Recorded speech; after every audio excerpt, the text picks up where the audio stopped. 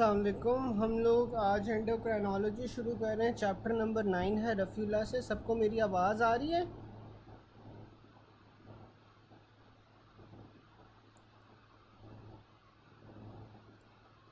अच्छा, सबको आवाज़ आ रही है तो हम आगे शुरू करें। मुझे चैट बॉक्स में बता सकते हैं?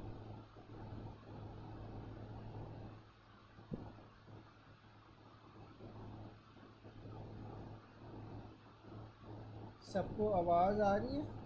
चलें,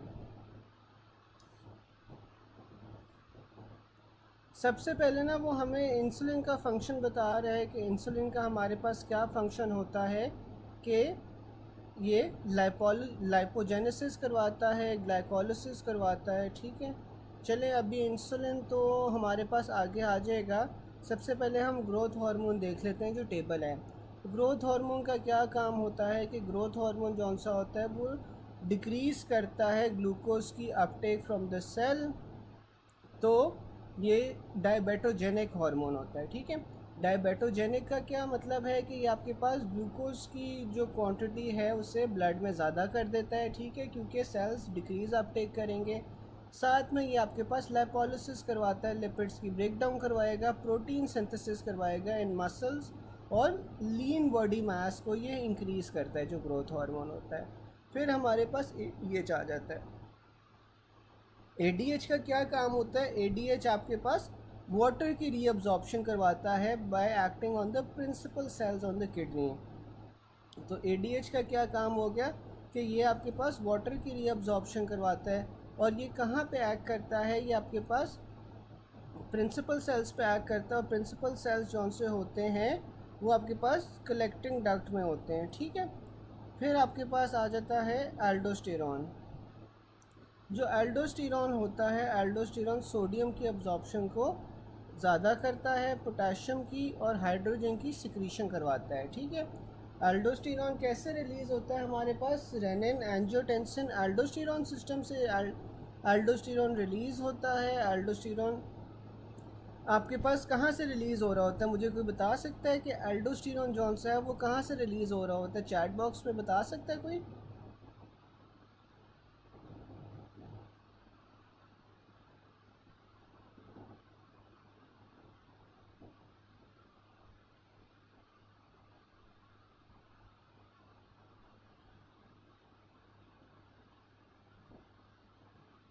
एल्डोस्टेरॉन कहाँ से रिलीज़ होता है, कोई बता सकता है?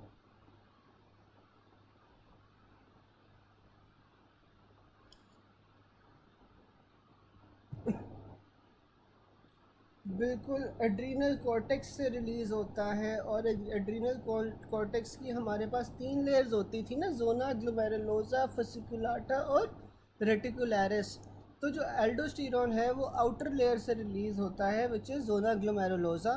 ठीक है, और इसका काम क्या है कि ये सोडियम की रीअब्जॉर्प्शन करवाएगा। सोडियम की तो ये रीअब्जॉर्प्शन करवाता है फ्रॉम द प्रिंसिपल सेल्स, लेकिन पोटेशियम और हाइड्रोजन की ये सिक्रीशन करवाता है। तो अगर हाइड्रोजन की सिक्रीशन करवा रहा है तो ये आप ऐसे भी कह सकते हैं ना कि ये मेटाबॉलिक अल्कलोसिस करवाता है फिर। ठीक है, तो एल्डोस्टेरॉन की जब एक्सेस हो जाए तो तब आपके पास क्या होता है? मेटाबॉलिक अल्कलोसिस होती है, और साथ में क्या होता है? हाइपोकलीमिया होता है। ठीक है, फिर हमारे पास थायराइड हार्मोन आ जाता है।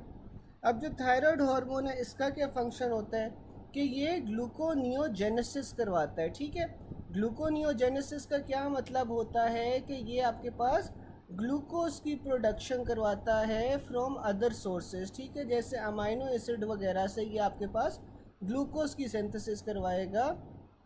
तो थायराइड हार्मोन आपके पास ग्लूकोनियोजेनेसिस करवा रहा है, ग्लाइकोजिनोलाइसिस करवाना है, यानी कि ग्लाइकोजन का ब्रेक डाउन करवा रहा है इनटू ग्लूकोज।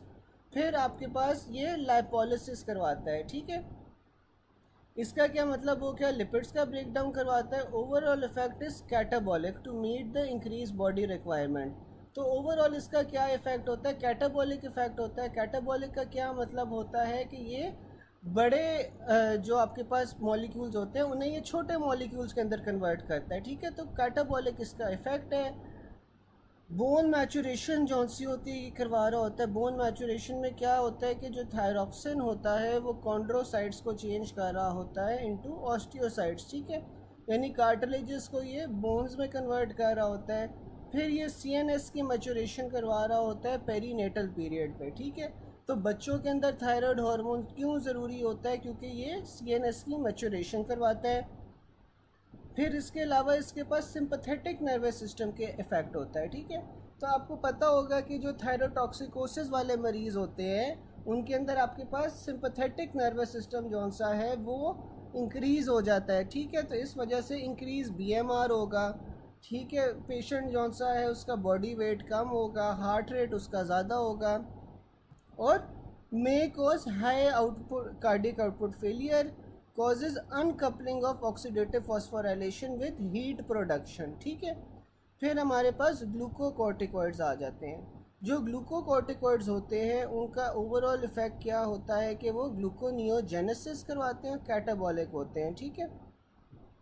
तो ग्लूकोकॉर्टिकॉइड्स जो सा हैं उन्होंने, आपको पता है कि जब आप स्टीरॉयड्स वगैरह देते हो तो उससे आपके पास जो ग्लूकोज लेवल होता है वो बढ़ जाता है ना, ठीक है।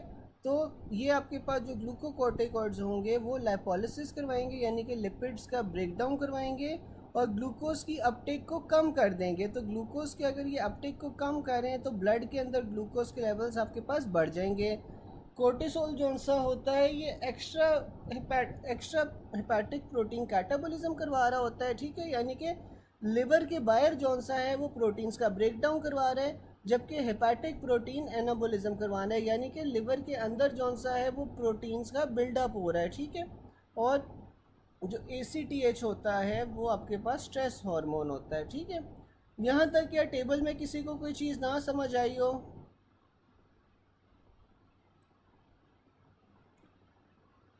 यहाँ तक टेबल में किसी को कोई चीज़ ना समझ आई हो? फिर ना हम आगे MCQs देख लेते हैं कि which of the following hormone acts on the interior pituitary and leads to decrease release of growth hormone. तो वो हमारे पास सोमैटोस्टैटिन होता है, ठीक है। अब सोमैटोस्टैटिन हमने पढ़ा था कि ये एक ऐसा हार्मोन है जो बाकी हार्मोन्स की रिलीज़ को कम करता है, ठीक है। तो इसी तरह ये जो सोमैटोस्टैटिन होगा ये आपके पास इंटीरियर पिट्यूटरी पे एक्ट करता है और इंटीरियर पिट्यूटरी के ऊपर ये ग्रोथ हार्मोन की प्रोडक्शन को कम करवाता है।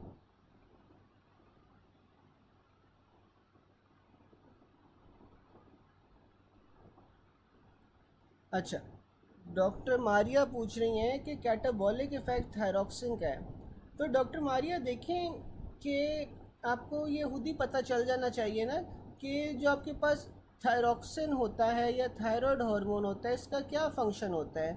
ये आपके पास ओवरऑल जो बॉडी की मेटाबॉलिज्म है वो ज़्यादा करवा देता है, ठीक है। तो मुझे कोई कैटाबॉलिज्म और एनाबॉलिज्म के अंदर फ़र्क बता सकता है कि क्या होता है कैटाबॉलिज्म और एनाबॉलिज्म में फ़र्क?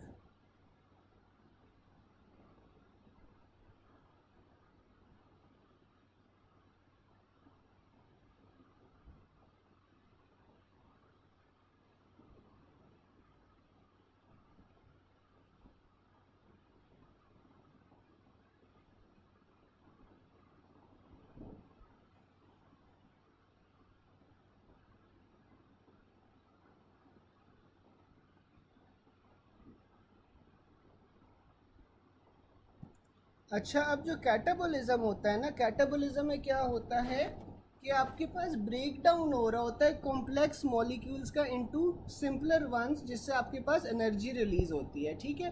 तो जो भी आपके पास बॉडी हाई मेटाबॉलिक स्टेट में होती है या फिर तेज़ी तेज़ी से काम कर रही होती है, हाइपर एक्टिव स्टेज में होती है, तो आपके पास उसमें कैटाबॉलिज्म हो रही होती है। और कैटाबॉलिज्म के अंदर आपके पास कॉम्प्लेक्स मॉलिक्यूल्स सिंपल मॉलिक्यूल्स के अंदर ब्रेक डाउन हो रहे होते हैं, एनर्जी रिलीज़ हो रही होती है, ATP की प्रोडक्शन हो रही होती है, ठीक है। और जो एनाबोलिज्म होती है ना, एनाबोलिज्म के अंदर क्या होता है कि सिंपल मॉलिक्यूल से आपके पास कॉम्प्लेक्स मॉलिक्यूल्स बन रहे होते हैं और इसके अंदर आपको एनर्जी रिक्वायर्ड होती है, ठीक है। तो इसमें ना आपके पास बॉडी जौन सी होती है वो स्टोरेज स्टेट में आ जाती है, ठीक है, और कंजर्वेटिव स्टेट में आ जाती है, जो एनाबोलिज्म वाला पाथवे होता है, ठीक है। तो अब मुझे आप खुद बताओ कि जब थायरॉक्सिन का एक्सेस हो जाता है, बिल्कुल, तो अब जब आपके पास थायरॉक्सिन का एक्सेस हो जाएगा या हाइपर थायरॉयडिज्म होगा, तो हाइपर थायरॉयडिज्म में आपके पास क्या होना चाहिए, जो कैटाबॉलिक एक्टिविटी है वो ज़्यादा हो जाएगी ना, क्योंकि आपके पास बॉडी जौन सी होती है हाइपर एक्टिव स्टेट में होती है, जिन लोगों को थायरोटॉक्सिकोसिस होता है, ठीक है। बॉडी की एनर्जी रिक्वायरमेंट भी क्योंकि ज़्यादा हो जाती है, हीट प्रोडक्शन भी आपके पास ज़्यादा होती है, आपको गर्मी लगती है, वेट लॉस होता है, तो ये सारी चीज़ें जौन सी हैं किस तरफ इशारा कर रही हैं कि ये कैटाबॉलिज्म की तरफ, ठीक है।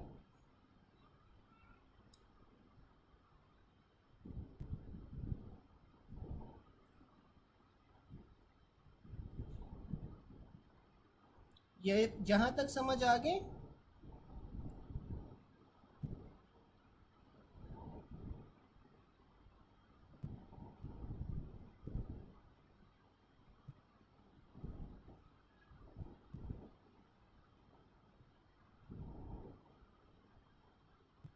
अच्छा, दूसरा एक डॉक्टर साहिबा ने पॉइंट पूछा था कि अनकपलिंग ऑफ ऑक्सीडेटिव फॉस्फोराइलेशन। अच्छा, अब जो थायराइड हार्मोन है ना, जो T3 और T4 होता है, ये आपके पास एक क्रूशल रोल प्ले करता है मेटाबॉलिज्म, ठीक है। इसका एक जो इफ़ेक्ट होता है ना, वो क्या होता है माइटोकॉन्ड्रियल फंक्शन में और एनर्जी मेटाबॉलिज्म में, जिसके अंदर आपके पास ऑक्सीडेटिव फॉस्फोराइलेशन आती है। अब ऑक्सीडेटिव फॉस्फोराइलेशन आपके पास क्या होता है कि एक मेटाबॉलिक पाथवे होता है जिसके अंदर आपके पास एनर्जी रिलीज होती है by the oxidation of nutrients to produce ATP, ठीक है। तो ऑक्सीडेटिव फॉस्फोराइलेशन में क्या हो रहा होता है कि आपके पास मेटाबॉलिक पाथवे होता है जिससे आपके पास एडीपी जौन सा है ना वो एटीपी के अंदर कन्वर्ट हो रहा होता है, ठीक है। तो एडीपी के अंदर एक फॉस्फेट लग गया और वो आपके पास एटीपी में कन्वर्ट हो गया, एनर्जी प्रोडक्शन हो रही है, तो ये आपके पास ऑक्सीडेटिव फॉस्फोराइलेशन होता है जिसमें एडीपी एटीपी के अंदर कन्वर्ट हो रहा होता है। समझ आ गई यार यहाँ तक सबको? किसी को कोई कंफ्यूजन तो नहीं है? ऑक्सीडेटिव फॉस्फोराइलेशन की भी समझ आ गई है?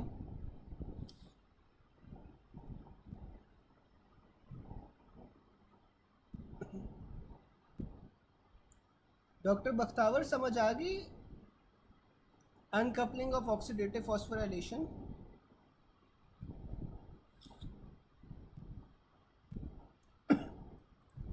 ठीक है, फिर हमारे पास आ जाता है which of the following hormone acts on the interior pituitary and leads to decrease release of growth hormone. तो सोमैटोस्टैटिन था, somatostatin inhibitor interior pituitary which hormone, तो सोमैटोस्टैटिन जौन सा है वो इंटीरियर पिट्यूटरी पे जाके ग्रोथ हार्मोन की सिंथेसिस को रोक देता है।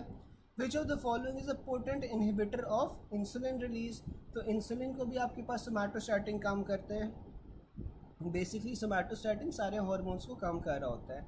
फिर pain in abdomen pancreatic fistula is present in hospital, somatostatin is given to patient. The role of somatostatin क्या होता है कि वो आपके पास फिस्टुलास के अंदर सिक्रीशंस को डिक्रीज कर देता है। फिर हमारे पास आ जाता है somatostatin acts on beta cells by paracrine secretion. अच्छा, ये जो बीटा सेल्स पे एक्ट करता है, तो ये मुझे कोई बता सकता है कि ये गट सोमैटोस्टैटिन होता है या पैंक्रियाटिक सोमैटोस्टैटिन होता है जो बीटा सेल्स पे एक्ट करेगा?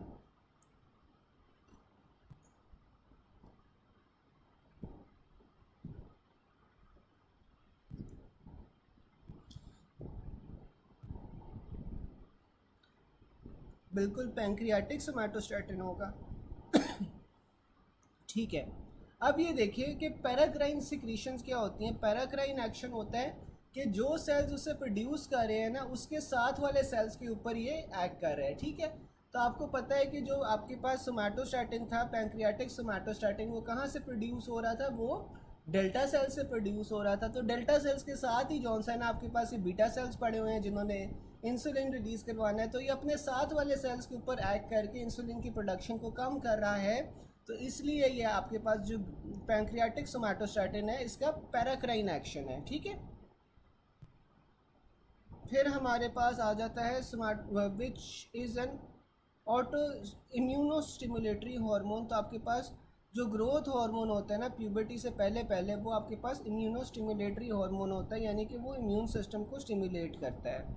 फिर हमारे पास आ जाता है फीटल ब्रेन मैचुरेशन के लिए हमारे पास कौन सा हार्मोन ज़रूरी था, हमारे पास थायराइड हार्मोन ज़रूरी था। विच hormone is anabolic on protein and catabolic on fats, तो आपके पास वो ग्रोथ हार्मोन होता है। इसीलिए जो ग्रोथ हार्मोन होता है ना वो क्या कर रहा होता है, हमारे पास लीन बॉडी मास को बढ़ा रहा होता है, ठीक है। यानी कि वो प्रोटीन्स का बिल्डअप करवाता है और फैट्स का ब्रेकडाउन करवाता है जो आपके पास ग्रोथ हार्मोन होता है, ठीक है। फिर आ जाता है कि फॉर फीटल ब्रेन मैचुरेशन आपके पास क्या होता है, फीटल ब्रेन मैचुरेशन के लिए थायराइड हार्मोन होता है। ग्रोथ हार्मोन डिक्रीजेस बाय सोमैटोमिडिन्स, ठीक है। तो सोमैटोमिडिन्स कौन सी होती हैं ना, ये आपके पास ग्रोथ हार्मोन के लिए स्पेसिफिक होती हैं कि आपके पास जो सोमैटोमिडिन्स होती हैं वो ग्रोथ हार्मोन को डिक्रीज़ करवा रही होती हैं।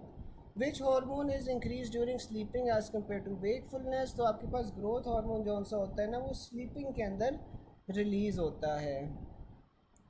अच्छा, मुझे कोई बता सकता है कि ग्रोथ हार्मोन ज़्यादा जो सा है वो नॉन REM स्लीप के अंदर रिलीज़ होगा या REM स्लीप के अंदर रिलीज़ होगा, मुझे कोई चैट बॉक्स में बता सकता है। कि उसने ये तो बता दिया कि ग्रोथ हार्मोन सोते हुए रिलीज़ होता है, लेकिन नॉन REM स्लीप में रिलीज़ होगा ज़्यादा या REM स्लीप में। बिल्कुल नॉन REM स्लीप में, नॉन REM स्लीप में, बिल्कुल सारे सही कह रहे हैं डॉक्टर अनीला, नॉन REM है ये। अच्छा, फिर आपके पास आ जाता है कि if option of growth hormone is not in option, तो आपने कॉर्टिसोल को प्रेफर करना है। फिर हमारे पास आ जाता है growth hormone secretion increases during exercise, तो ये अब ना उसने नीचे सिक्रीशन का आपको सीक्वेंस दिया हुआ है ग्रोथ हार्मोन की, कि सबसे पहले जो है ना आपने हाइपोग्लाइसीमिया को प्रेफर करना है, ठीक है। तो जब आपके पास बॉडी के अंदर ग्लूकोज कम होता है तो तब आपके पास ग्रोथ हार्मोन की सिक्रीशन होती है या सिंथेसिस होती है, ठीक है। अच्छा, अब ये देखो कि हमने पढ़ा था कि जो ग्रोथ हार्मोन होता है वो क्या होता है, दैट इज़ डायबेटोजेनिक।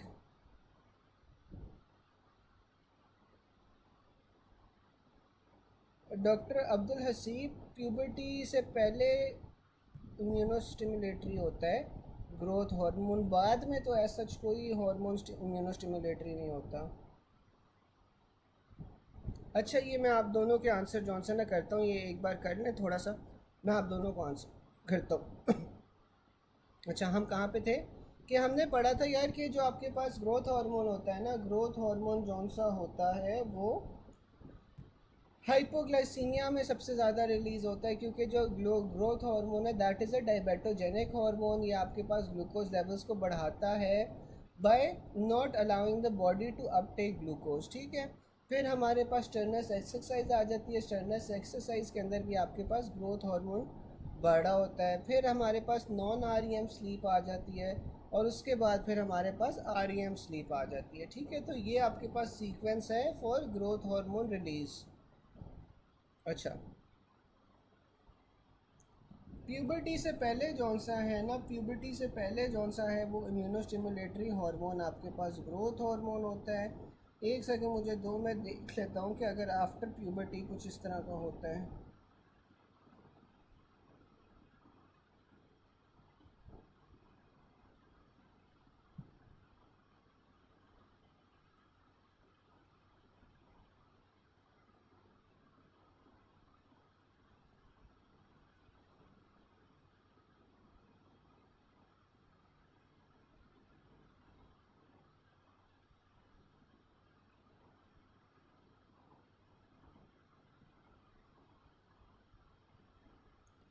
अच्छा, जो डॉक्टर हसीब, प्यूबर्टी से पहले पहले ना आपके पास ग्रोथ हार्मोन होता है जो इम्यूनोस्टिमुलेटरी होता है, ठीक है।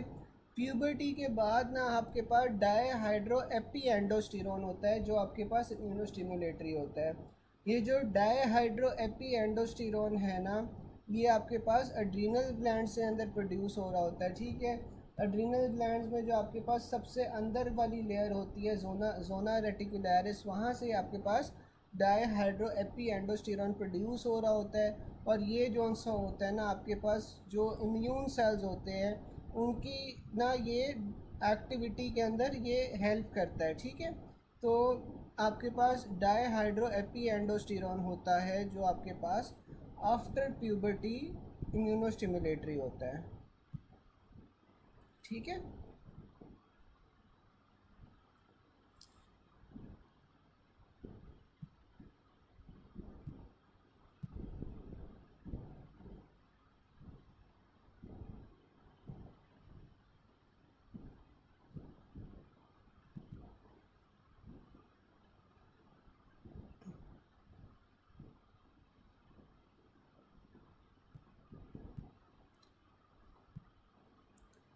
अच्छा, जो सोमैटोस्टैटिन का तो हमने पढ़ लिया था ना, कि जो आपके पास सोमैटोस्टैटिन होता है वो आपके पास या तो आपके पास वो एक्सोक्राइन होता है या वो एंडोक्राइन होता है। जो एंडोक्राइन वाला होता है वो हमारे पास डेल्टा सेल से प्रोड्यूस हो रहा होता है, दूसरा हमारे पास जीआई ट्रैक्ट से प्रोड्यूस हो रहा होता है। और उसका क्या काम होता है कि वो आपके पास सारे के सारे जौन से होते हैं हार्मोन्स की रिलीज़ को कम कर रहा होता है।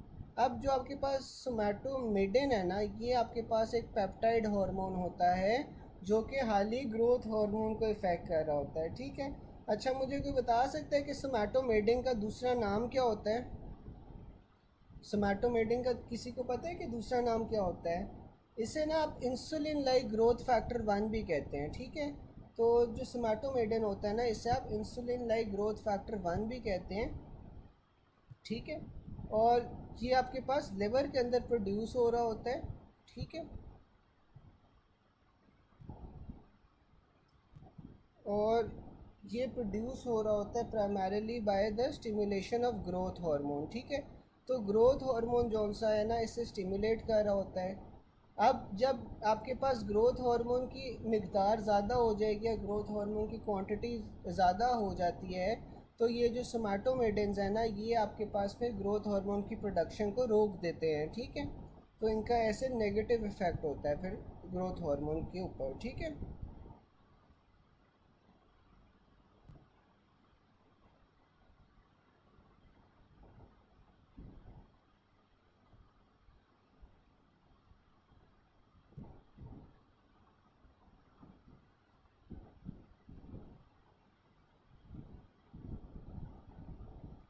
ग्लूकोकॉर्टिकॉइड डिक्रीज ग्लूकोज अपटेक कैसे कर रहे हैं?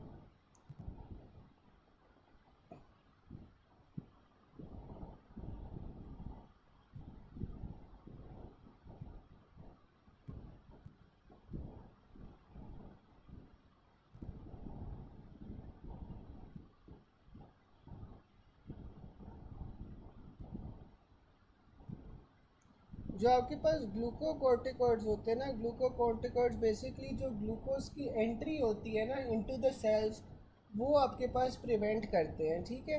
तो ये ग्लूकोज की एंट्री को जौन सा है ना, ये प्रिवेंट करते हैं,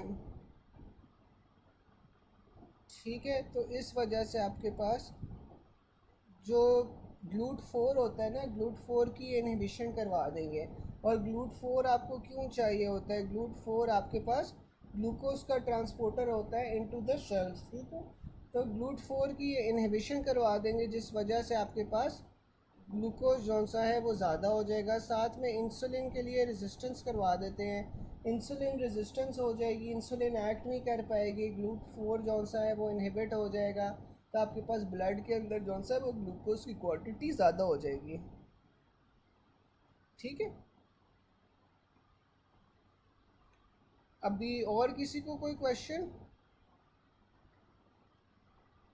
समझ आ गया यहाँ तक सबको?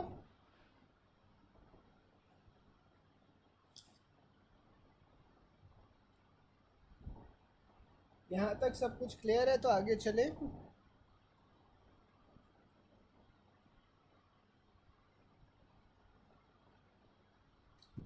अच्छा, अब जौन सा है ना, कोर्टिसोल क्या आप पूछ रहे हो?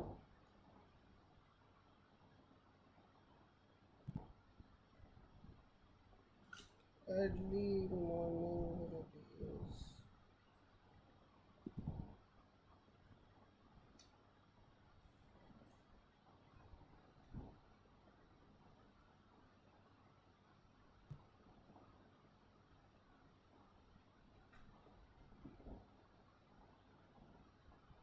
अच्छा, तो हमारे पास ये देखें ना कि कोर्टिसोल हमने प्रेफर नहीं करना ना, इसमें हमने जौन सा है वो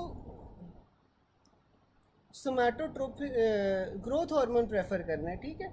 तो यहाँ पे वो कह रहा है which hormone is increase during sleep as compare to wakefulness, तो इसमें हमने ग्रोथ हार्मोन को प्रेफर करना है। अगर हमारे पास कोई ऑप्शन ही नहीं मौजूद होगी तो फिर हम कोर्टिसोल को कर सकते हैं, लेकिन कोर्टिसोल को हमने पहले नहीं प्रेफर करना, हमने ग्रोथ हार्मोन को ही प्रेफर करना है, ठीक है। तो आप सही कह रहे हो, कोर्टिसोल की जो रिलीज़ होती है वो अर्ली मॉर्निंग ज़्यादा होती है, लेकिन वही बात है कि अगर आपके पास बेस्ट ऑप्शन ही कोर्टिसोल होगा बाकी ऑप्शंस में से, तो तब हम कोर्टिसोल करेंगे, ठीक है। लेकिन वैसे हमने ग्रोथ हार्मोन को प्रेफर करना है।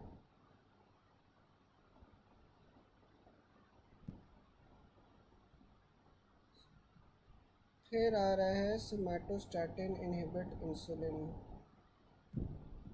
डॉक्टर मारिया, मैंने कल वैसे बताया तो था कि आपके पास जो सोमैटोस्टैटिन होता है, सोमैटोस्टैटिन हमारे पास डेल्टा सेल से निकल रहा होता है, ठीक है। तो पैंक्रियाटिक डेल्टा सेल से ये निकल रहा होता है, और ये सोमैटोस्टैटिन जौन सा होता है ये ओवरऑल हमारे पास सारे के सारे हॉर्मोन्स को ही डिक्रीज़ करता है, उनकी सिंथेसिस को, ठीक है। तो ये डेल्टा सेल से निकल रहा होता है पैंक्रियाटिक जो आपके पास सोमैटोस्टैटिन होता है, और साथ में ये आपके पास एक्ट कर रहा होता है अल्फा और बीटा सेल्स के ऊपर। अब ये अल्फा और बीटा सेल्स के ऊपर एक्ट करेगा, तो मुझे कोई बता सकता है कि अल्फा सेल से आपके पास क्या रिलीज़ होता है? पैंक्रियाटिक अल्फा सेल से आपके पास क्या रिलीज़ होता है?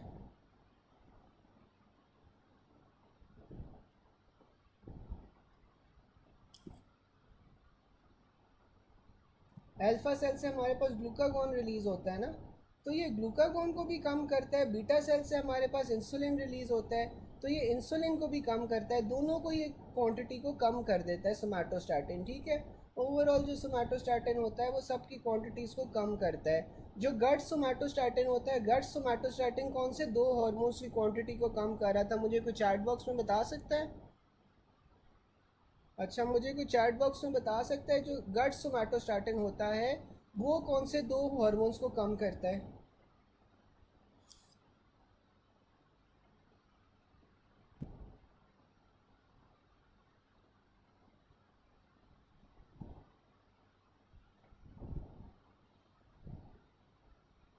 बिल्कुल, गैस्ट्रिन और कोलिसिस्टोकाइनिन को, ठीक है। अच्छा, जी जी डॉक्टर बख्तावर, ये जौन सा है ना hypoglycaemia greater than Stearns exercise non REM REM, ये ग्रोथ हार्मोन का है कि ग्रोथ हार्मोन की जो सिक्रीशन होती है, ये रिलीज़ होता है, वो सबसे ज़्यादा किस कंडीशंस के अंदर हो रहा होता है। तो सबसे ज़्यादा जो ग्रोथ हार्मोन है वो हमारे पास हाइपोग्लाइसीमिया में रिलीज़ हो रहा होगा, फिर आपके पास टर्नस एक्सरसाइज में ग्रोथ हार्मोन होगा, फिर नॉन आरईएम स्लीप में, और फिर आरईएम स्लीप में। तो ये ग्रोथ हार्मोन की सिक्रीशन का ऑर्डर है, ठीक है। अच्छा, यहाँ तक हो गया सबका? आगे चलें अब? और तो कोई क्वेश्चन नहीं है?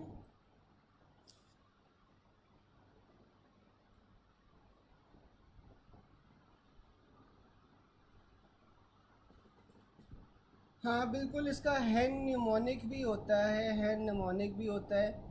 एज आपके पास हाइपोग्लाइसीमिया आ जाएगा, ई से आपके पास एक्सरसाइज आ जाएगा, और फिर आपके पास एन से जौन सा है ना वो नॉन आरईएम स्लीप आ जाएगा, ठीक है। तो ये हैंड इसका न्यूमोनिक भी आप याद रख सकते हो।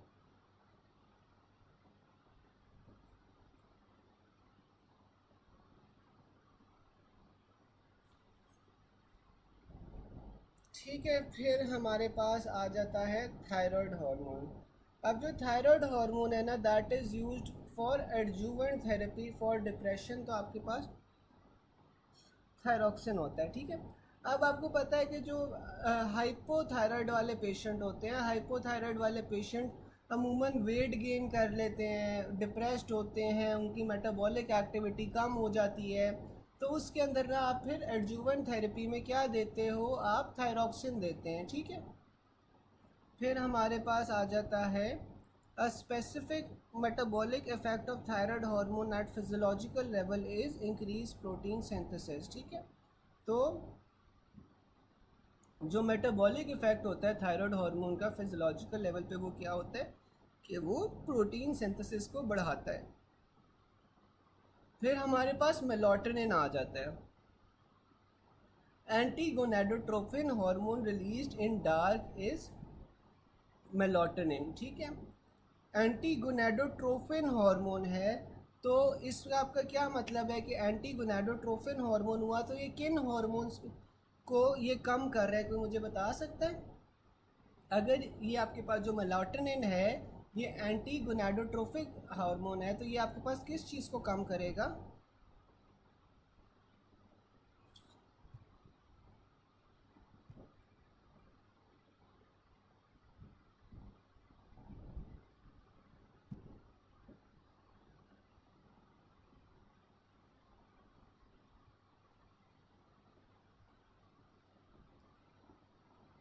ये आपके पास गोनाडोट्रोपिन रिलीजिंग हार्मोन को कम करता है। गोनाडोट्रोपिन रिलीजिंग हार्मोन से आपके पास क्या चीज़ें बन रही होती हैं? एफएसएच बन रहा होता है और एलएच बन रहा होता है। तो ये एफएसएच और एलएच के लेवल्स को जौन सा है ना वो कम करता है मेलाटोनिन, ठीक है। और ये आपको पता है कि जो मेलाटोनिन होता है ये डार्क के अंदर रिलीज होता है, ठीक है। फिर हमारे पास आ जाता है which hormone is release in dark and as anti gonadotropic activity, तो आपके पास वो मेलाटोनिन होता है, ठीक है। फिर हमारे पास आ जाता है triglycerides in the plasma are hydrolyze by lipoprotein lipase, ठीक है। अब ये जो आपके पास ट्राइग्लिसराइड होते हैं ना, ट्राइग्लिसराइड आपके पास किससे हाइड्रोलाइज हो रहे होते हैं? लाइपोप्रोटीन लाइपेज से। विच of the following is a thermogenic hormone, तो आपके पास थर्मोजेनिक हार्मोन कौन सा होता है? वो आपके पास प्रोजेस्ट्रॉन होता है। तो प्रोजेस्ट्रॉन जब आपके पास रिलीज़ हो रहा होता है ना, तो आपके पास जो बॉडी टेम्परेचर्स हैं वो इंक्रीज़ हो रहे होते हैं, ठीक है। Hormone causing gluconeogenesis in liver, तो आपके पास वो प्रिंसिपल सेल्स ऑफ थायराइड होते हैं, या थायराइड हार्मोन होता है जो आपके पास ग्लाइकोजिनोलाइसिस करवा रहा होता है या ग्लाइकोजन का ब्रेकडाउन करवा रहा होता है। Growth hormone levels increase, which of the following will decrease, तो आपके पास अगर ग्रोथ हार्मोन लेवल्स इंक्रीज होते हैं तो आपके पास अमाइनो एसिड्स के लेवल डिक्रीज़ हो जाएंगे, क्योंकि जो अमाइनो एसिड्स हैं वो किस में कन्वर्ट हो जाएंगे? प्रोटीन्स के अंदर कन्वर्ट हो जाएंगे, ठीक है। तो ग्रोथ हार्मोन के लेवल इंक्रीज़ होने से अमाइनो एसिड्स प्रोटीन्स में कन्वर्ट हो रहे हैं, इस वजह से अमाइनो एसिड्स के लेवल कम हो जाएंगे। बोन ग्रोथ आपके पास कौन करवा रहा होता है? तो बोन ग्रोथ हमारे पास ग्रोथ हार्मोन करवा रहा होता है। Hormone causes hepatic protein anabolism and extra hepatic protein catabolism, तो वो हमारे पास कोर्टिसोल होता है। Inflammatory response decrease by which, तो आपके पास ग्लूकोकॉर्टिकॉइड्स होते हैं, ठीक है ना। तो स्टीरॉइड्स का मकसद ही ये होता है ना कि आपके पास जो वो इन्फ्लेमेटरी रिस्पॉन्स होता है उसे ये कम कर रहे होते हैं। फिर increase in lymphocyte production and turnover is regulated by principal cells of thyroid, ठीक है। तो जो प्रिंसिपल सेल्स ऑफ थायराइड होते हैं वो आपके पास लिम्फोसाइट्स की प्रोडक्शन को भी इंक्रीज करवा रहे होते हैं। फिर हम पॉइंट नंबर 202 पढ़ लेते हैं कि विच hormone causes protein fat and carbohydrate storage, तो हमारे पास इंसुलिन होता है। सबसे पहले हम पैंक्रियाज देख लेते हैं। पैंक्रियाज के अंदर आपके पास तीन तरह के सेल्स आ जाते हैं, एक अल्फ़ा, एक बीटा और एक डेल्टा। अब जो अल्फ़ा सेल्स थे, अल्फ़ा सेल्स से आप हमारे पास क्या कराना था? ग्लूकागोन की रिलीज़ करवाता है।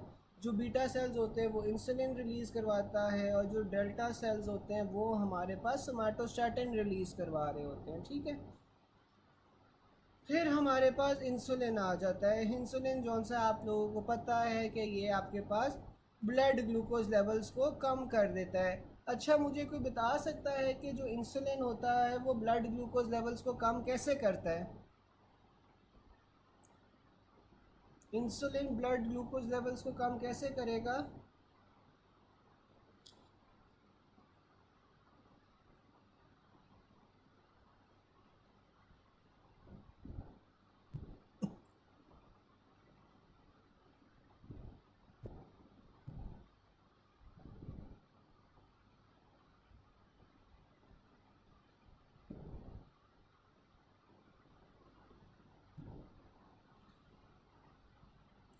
ग्लूकोज की ना ये अपटेक करवाता है, ठीक है, मसल्स के अंदर बाय ग्लूट फोर ट्रांसपोर्टर, ठीक है। तो ग्लूट फोर ट्रांसपोर्टर जौन सा होता है उससे ये ग्लूकोज की अपटेक करवाता है इनटू द सेल्स और साथ में ये आपके पास ग्लाइकोजेनेसिस को जौन सा है वो इन्हेंस करता है, ठीक है। यानी कि आपके पास ग्लूकोज को कन्वर्ट करता है into glycogen in the liver, तो इस वजह से भी आपके पास जौन सा होता है वो ग्लूकोज कम हो जाती है। साथ में ये ग्लूकोनियोजेनेसिस को इनहिबिट करता है इंसुलिन, ठीक है, और ग्लाइकोजीनोलाइसिस को भी ये इनहिबिट करता है, ठीक है। तो ये ग्लाइकोजन की इंक्रीज प्रोडक्शन करवा रहे हैं लिवर में from the glucose you already have, और साथ में ये आपके पास ग्लूकोज को जौन सा है वो सेल्स के अंदर ट्रांसपोर्ट करवा रहा है, ठीक है, बिल्कुल। तो ये दो मैकेनिज़म्स होते हैं, ठीक है। तो एक तो ये ग्लूकोज को शिफ्ट कर रहा है इनटू द सेल जिस तरह आप लोग कह रहे हो, दूसरा क्या होता है कि ये ग्लाइकोजन के अंदर ग्लूकोज को कन्वर्ट कर देता है। साथ में अब वो बता रहा है कि carbohydrate, protein and fat synthesis hormone, ठीक है। तो आपके पास ये अमाइनो एसिड्स को प्रोटीन्स के अंदर कन्वर्ट करेगा, साथ में फैट सिंथेसिस करवाता है, कार्बोहाइड्रेट सिंथेसिस करवाता है। The brain prefers glucose but may use ketone bodies during starvation, ठीक है। तो आपके पास जो ब्रेन होता है वो ग्लूकोज को प्रेफर करता है, लेकिन स्टारवेशन के टाइम पे वो कीटोन बॉडीज़ को यूज़ करता है फॉर ये मेटाबॉलिज्म। और साथ में RBCs utilize glucose as the lack mitochondria for aerobic metabolism. RBCs भी जौन सा है वो आपके पास ग्लूकोज को यूटिलाइज करते हैं, ठीक है। तो ये आपके पास आ गया इंसुलिन।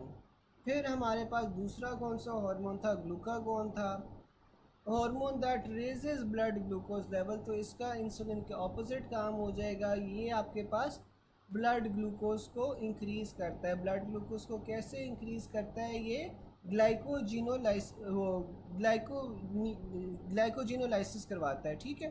तो ये ग्लाइकोजिनोलाइसिस करवाएगा, यानी कि ग्लाइकोजन का ये ब्रेक डाउन करवाएगा। साथ में ये ग्लूकोनियोजेनेसिस करवाएगा, यानी नई सोर्सेज से ये जौन सा है आपके पास ग्लूकोज की प्रोडक्शन करवाता है। लाइपोलिसिस करवाता है, लिपिड्स का ब्रेक डाउन करवाएगा, और कीटोजेनेसिस करवाएगा, कीटोन बॉडीज़ आपके पास बनेंगी। Elevates blood sugar levels to maintain homeostasis when bloodstream glucose levels fall too low, that is fasting state। तो फास्टिंग स्टेट के अंदर ना आपके पास कौन सा होता है, बिल्कुल वर्क्स ऑपोजिट टू इंसुलिन। तो आपके पास फास्टिंग स्टेट के अंदर क्या होता है कि ग्लूकागोन के लेवल्स बढ़ जाते हैं। ग्लूकागोन के लेवल्स जब आपके पास बढ़ जाएंगे तो आपके पास फिर क्या होगा कि जो ब्लड शुगर लेवल्स हैं या ब्लड ग्लूकोज लेवल्स हैं वो बढ़ा देगा glucagon. Secreted in response to hypoglycemia, inhibit होता है बाय इंसुलिन, हाइपरग्लाइसीमिया और सोमैटोस्टैटिन, ठीक है। फिर हमारे पास आ जाता है, यहाँ तक यार किसी को कोई चीज़ ना समझ आई हो?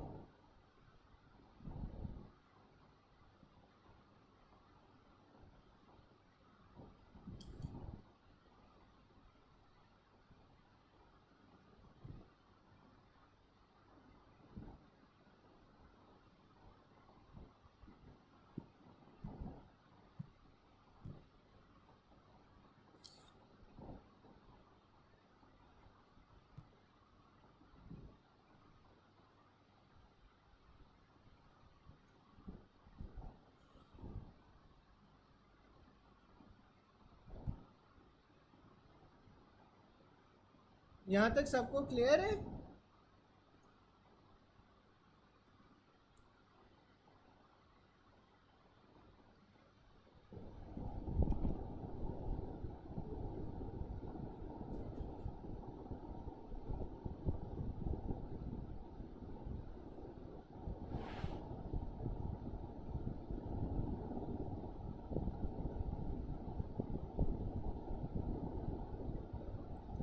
टू 201 का लास्ट पॉइंट।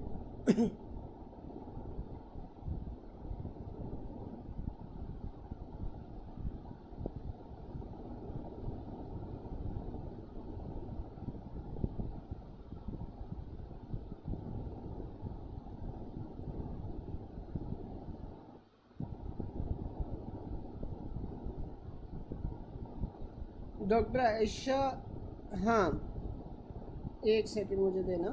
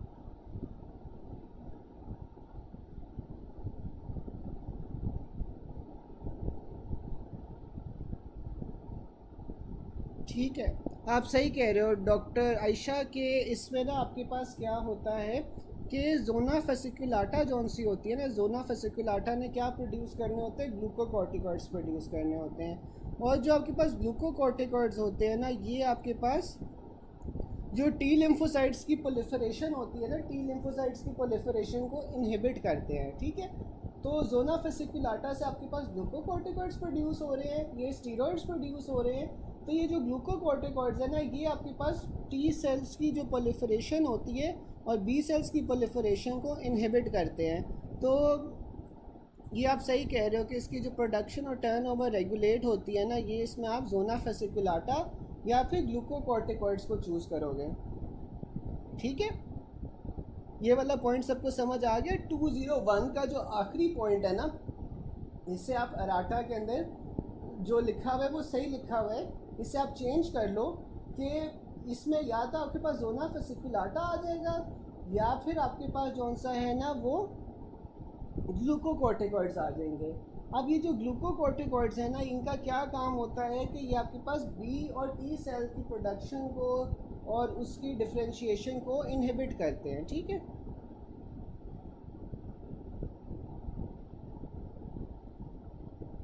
अच्छा फिर हम आगे चलते हैं। हमारे पास आ रहा था स्टारवेशन एंड फैट स्टेट। अब जो हमारे पास फैट स्टेट होती है आफ्टर अ मील, तो इसमें glycolysis and aerobic respiration, insulin stimulate storage of lipids, proteins and glycogen. ठीक है, तो फैट स्टेट में या आफ्टर अ मील आपके पास क्या होता है, ग्लाइकोलिसिस होगी। ठीक है, और साथ में एरोबिक रेस्पिरेशन होगी। आपके पास इंसुलिन रिलीज़ होगी बीटा सेल से, और इंसुलिन आपके पास क्या करेगी, स्टोरेज करवाएगी लिपिड्स, प्रोटीन्स और साथ में ग्लाइकोजन, ग्लूकोज को जो सा है वो ग्लाइकोजन के अंदर कन्वर्ट कर देगी। फिर आपके पास आ जाता है फास्टिंग स्टेट या बिटवीन मील्स। अब फास्टिंग स्टेट के अंदर आपके पास क्या होता है, हेपाटिक ग्लाइकोजिनोलाइसिस होती है। ठीक है, तो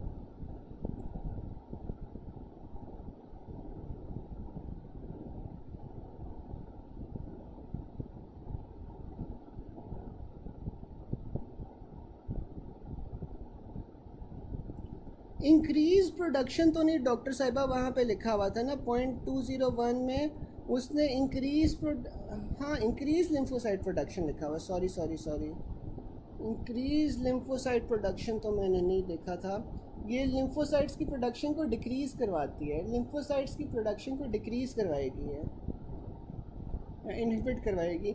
ये वाला पॉइंट यार बाद में डिस्कस कर लेते हैं, एक पॉइंट की वजह से ना ये ना हो कि हम वहीं पे स्टक हो जाएं। ये जौन सा है ना हम दोबारा से डिस्कस कर लेते हैं। लेकिन आप सही कह रहे हो, लिम्फोसाइट्स की रेगुलेशन तो ये करवाती है, क्योंकि ये आपके पास जो बी और टी लिम्फोसाइट्स होती हैं उन्हें ये इनहिबिट करती है, लेकिन इंक्रीज़ तो नहीं करवाती। सॉरी, मैंने ये वाली बात पढ़ी नहीं थी, तो ये जौन सा ना हम एक बार कंफर्म कर लेंगे।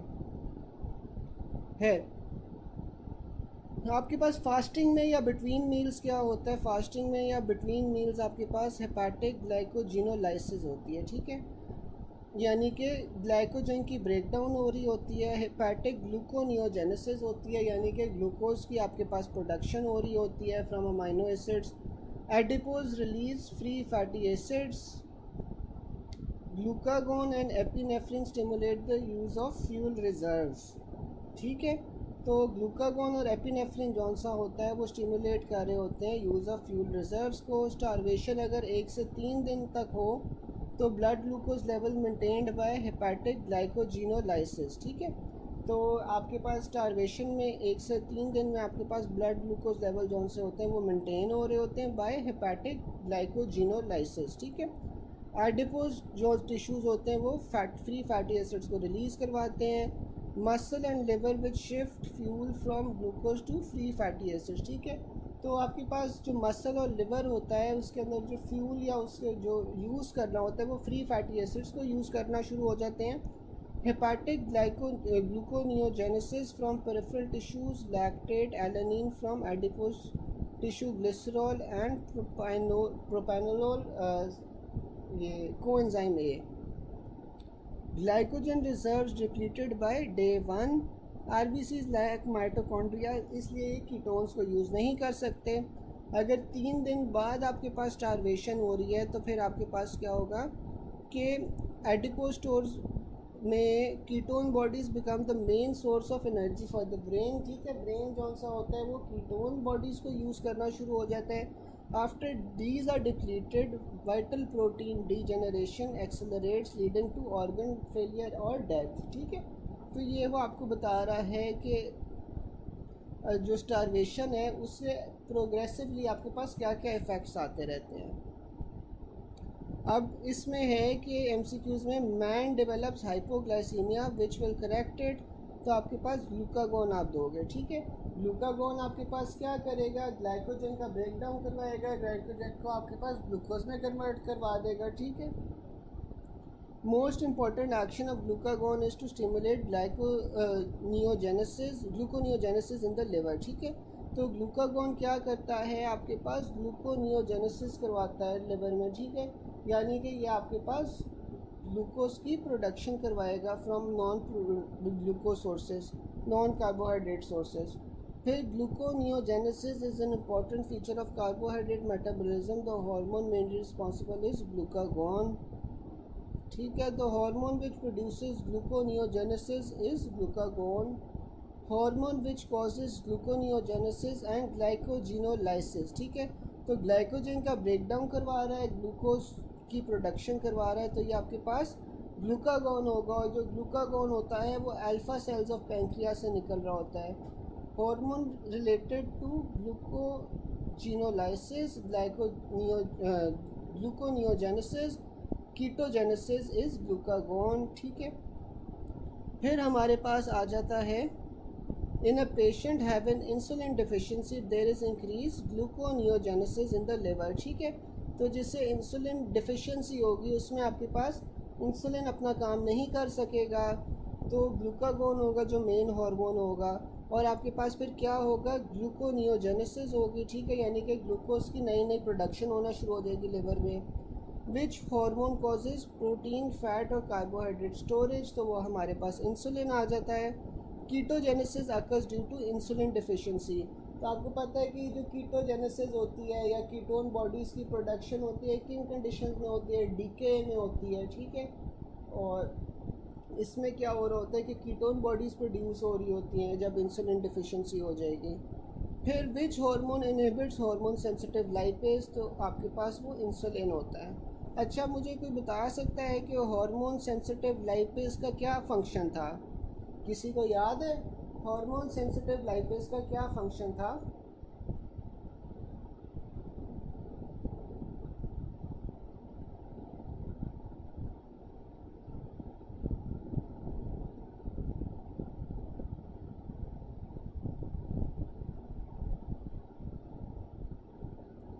जो हार्मोन सेंसिटिव लाइपेज होता है ना, ये आपके पास एक एंजाइम होता है जो कि लिपिड मेटाबॉलिज्म करवाता है। ठीक है, स्पेशली जो आपके पास स्टोर्ड फैट्स होते हैं ना उनकी ये मोबिलाइजेशन करवाता है। ठीक है, जो स्टोर्ड ट्राइग्लिसराइड्स होते हैं उन्हें फैटी एसिड्स और ग्लिसरॉल के अंदर कन्वर्ट कर रहा होता है। ठीक है, तो आपके पास हार्मोन सेंसिटिव लाइपेज का क्या काम होता है, लिपिड मेटाबॉलिज्म होता है। ये आपके पास कौन सा होता है, स्टोर्ड ट्राइग्लिसराइड्स को कन्वर्ट कर रहा होता है इनटू फ्री फैटी एसिड्स और ग्लिसरॉल। इसके ऊपर आपके पास जाके फिर इंसुलिन एक्ट करेगा और इंसुलिन इसे इनहिबिट कर देगा, तभी आपके पास जो इंसुलिन होता है वो आपके पास फैट्स की स्टोरेज करवाता है। ठीक है, उसकी ब्रेक डाउन नहीं होने देता। गाइस, यहाँ तक समझ आ रही है?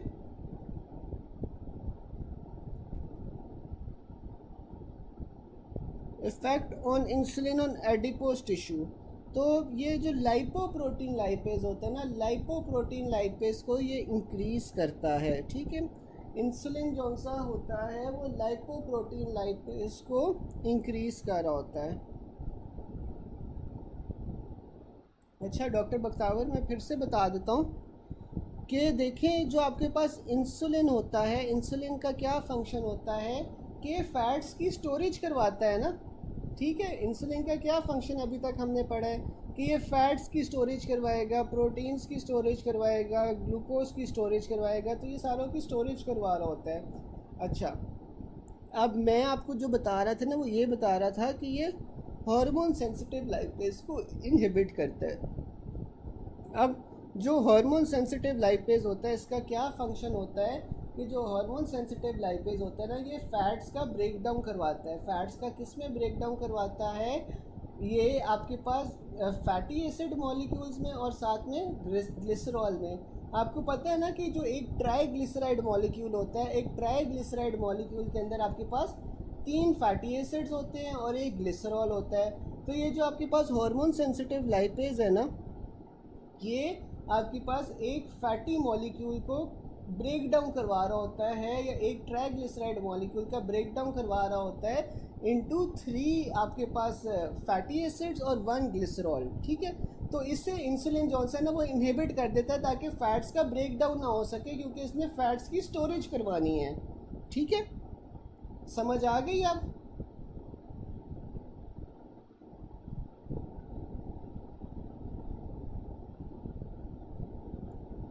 अच्छा, दूसरा जौन सा है ना, जो इंसुलिन होता है,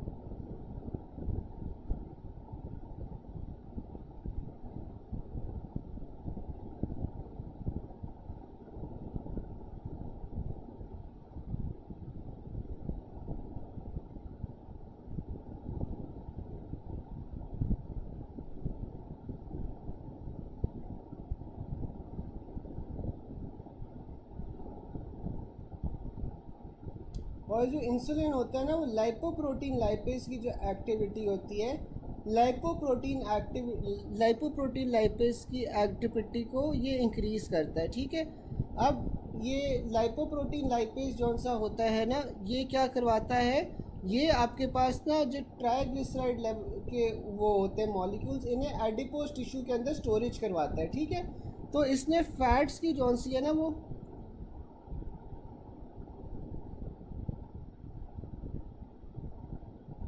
मैं बता रहा हूँ,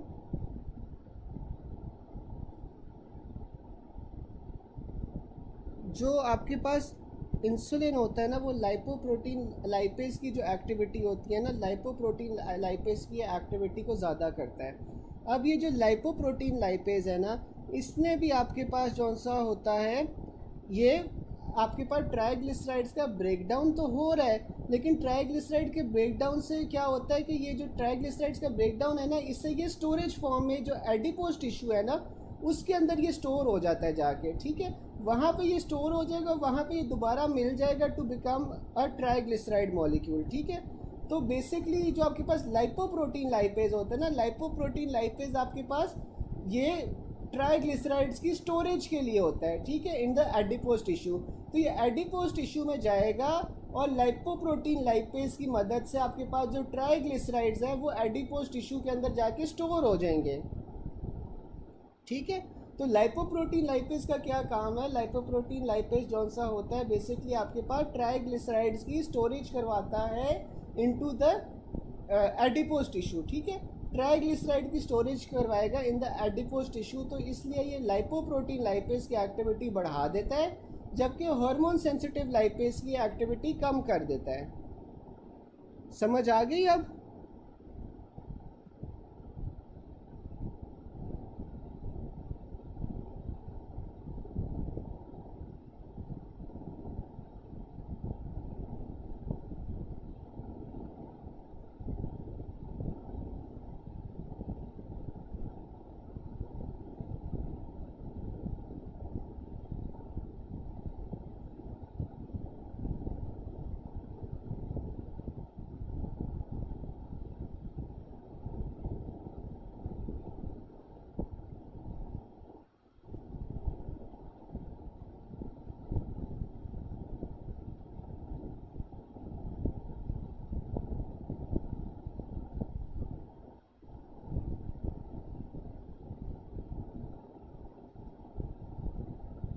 जो आपके पास लाइपोप्रोटीन लाइपेज होता है ना, ये आपके पास एडिपोज टिश्यू के अंदर फैटी एसिड्स को स्टोर करने के लिए ज़रूरी होता है, ठीक है।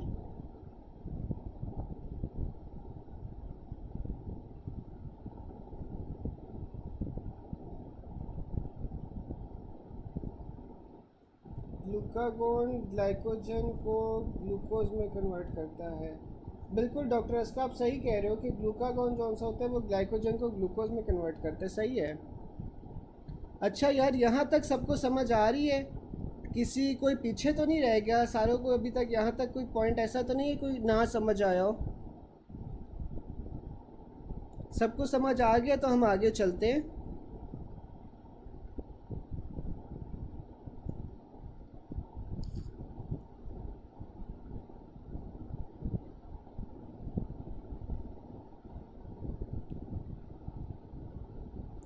बाकी डॉक्टर इकरा, डॉक्टर फैज़, डॉक्टर आयशा, डॉक्टर आमना, डॉक्टर बासित, सबको समझ आ गया? डॉक्टर अरशद,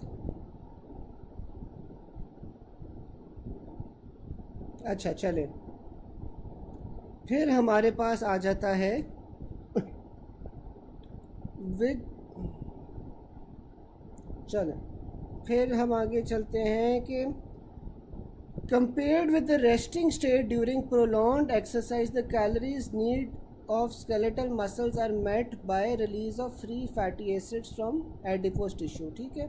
तो आपके पास क्या होता है कि जब compared with resting state, जब आप prolonged exercise कर रहे होते हो तो आपकी जो कैलोरी इंटेक होती है, जो कैलोरीज चाहिए होती हैं, वो किस तरह मीट होती हैं? By the release of free fatty acids from adipose tissue, ठीक है। क्योंकि जाहिर है एक्सरसाइज के दौरान जौन सा होता है हमें ज़्यादा कैलोरीज चाहिए होती हैं, तो वो आपके पास फिर कैसे आती हैं? वो आपके पास release of free fatty acid से आती हैं from adipose tissue. The effect common to both glucagon और epinephrine is activate phosphorylase kinase, ठीक है। तो जो आपके पास ग्लूकागोन और एपिनेफ्रिन होती है, दोनों आपके पास फॉस्फोराइलेज काइनेज को एक्टिवेट करती हैं। A runner wins marathon race after finishing hormone balances in the body will be seen।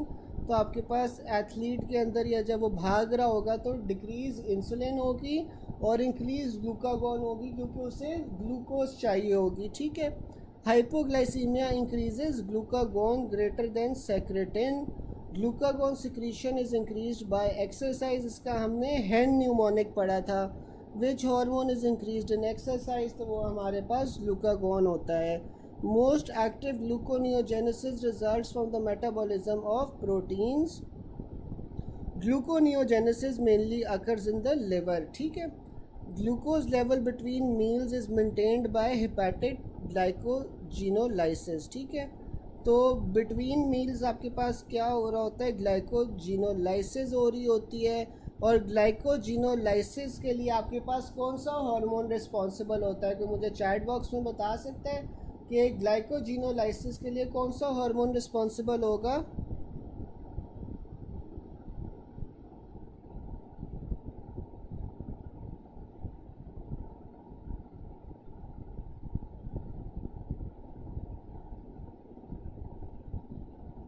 बिल्कुल ग्लूकागोन होगा। फिर वो बोल रहा है most important hormone involve in gluconeogenesis आपके पास क्या होता है? तो ग्लूकोनियोजेनेसिस में आपके पास जो सबसे इम्पॉर्टेंट हार्मोन होता है वो कोर्टिसोल होता है। The main function of cortisol क्या होता है? कि वो ग्लूकोनियोजेनेसिस कर रहा होता है। आप लोगों को पता है कि जो कोर्टिसोल होता है, कोर्टिसोल क्या होता है? आपके पास स्ट्रेस हार्मोन होता है। स्ट्रेस के अंदर आपके पास कोर्टिसोल निकल रहा होता है, ठीक है।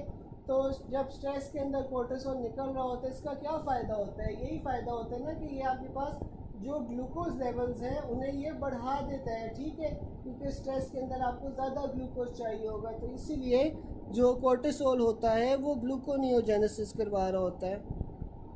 The action following the use of glucocorticoids include decrease in peripheral glucose utilization. Again हमने ये पढ़ा था कि जो ग्लूकोकॉर्टिकॉइड्स होते हैं ये आपके पास हाइपरग्लाइसीमिया करवाते हैं या ये आपके पास ग्लूकोज लेवल्स को बढ़ा देते हैं। ठीक है, तो अमूमन आपने देखा होगा कि जो पेशेंट्स एक्सेसिवली या बहुत लंबे अरसे से स्टीरॉयड्स ले रहे होते हैं तो उनके अंदर आपके पास ग्लूकोज लेवल ज़्यादा हो जाते हैं। तो ये क्यों ज़्यादा होते हैं? अभी किसी डॉक्टर साहिबा ने ही बताया था चैट बॉक्स के अंदर कि ये एक तो इंसुलिन रेजिस्टेंस को जौन सा है वो ज़्यादा करते हैं और साथ में ये ग्लूकोज की अपटेक को कम कर देते हैं, जिस वजह से हाइपरग्लाइसीमिया हो जाता है। ठीक है, फिर हमारे पास आ जाता है during long term fasting major control of rate of gluconeogenesis is by availability of alanine in blood. What is the effect of epinephrine on carbohydrate metabolism? तो एपिनेफ्रिन क्या करती है, आपके पास ग्लाइकोजिनोलाइसिस बढ़ाती है। Effect of insulin is due to suppression of gluconeogenesis in liver. In adipose tissue insulin is believe to activate lipoprotein lipase. ठीक है, तो लाइपोप्रोटीन लाइपेज कहाँ पे एक्टिवेट हो रहा है? एडिपोज टिश्यू में, क्योंकि एडिपोज टिश्यू में आपके पास क्या होना है कि ट्राइग्लिसराइड्स यहाँ के स्टोर हो जाना है। दूसरी तरफ हार्मोन सेंसिटिव लाइपेज को इंसुलिन क्या कर रहा होता है, उससे वो कम कर रहा होता है। ठीक है, फिर आ जाता है cardiac contractility will be affected by which of the following hormone? तो आपके पास वो ग्लूकागॉन होता है। हमने कल परसों शायद पढ़ा था कि जो ग्लूकागॉन होता है ये क्या करवाता है, ये आपके पास हार्ट की जो कॉन्ट्रैक्टिलिटी होती है वो इंक्रीज़ करवा देता है। ठीक है, अगला भी यही पॉइंट है। The basic metabolic function of insulin at cellular level क्या होता है कि ये ग्लूकोज की एंट्री को बढ़ाता है। Which of the following is the immediate effect of insulin? तो आपके पास वो पोटेशियम की एंट्री करवाता है इनटू द सेल।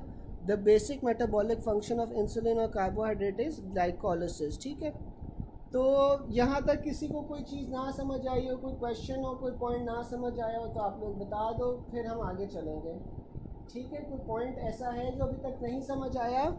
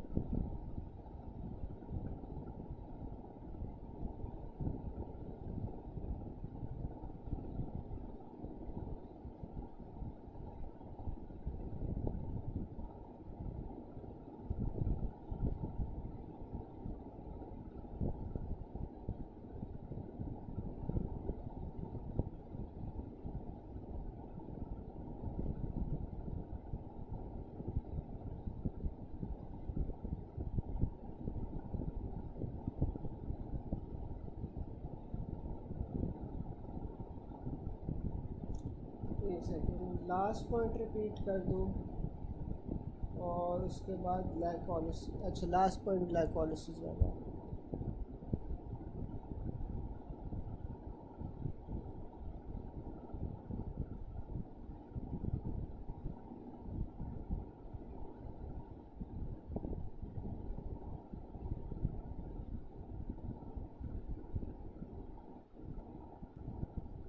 अच्छा, जो आपके पास ग्लाइकोलिसिस होता है,